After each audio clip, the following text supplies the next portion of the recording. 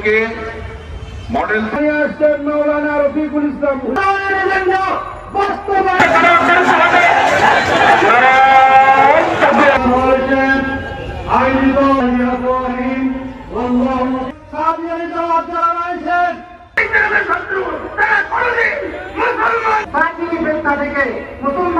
তাদের হাত উলামায়ে কেরাম এবং তাবলীগের সাথীদের রক্তে রঞ্জিত, তাদেরকে আমরা আর তাবলীগের সাথী বলতে পারি না। কোরআন নাজিলের যুগ থেকেই ইহুদি খ্রিস্টানরা, মুনাফিক মুশরিকরা আমাদের মুসলমানদের সংঘবদ্ধ শক্তিকে বিলুপ্ত করে দিয়ে দুর্বল করার জন্য চতুর্মুখী চক্রান্ত চালায়।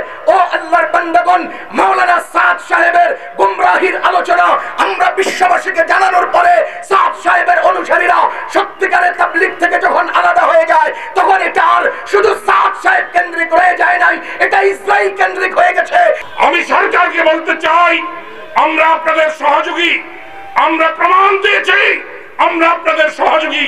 তবে ধৈর্যের বাঁধ যদি ভেঙে যায়, উলামায়ে কেরাম যদি কর্মসূচিতে এদেশে বহু কিছু করতে পারে।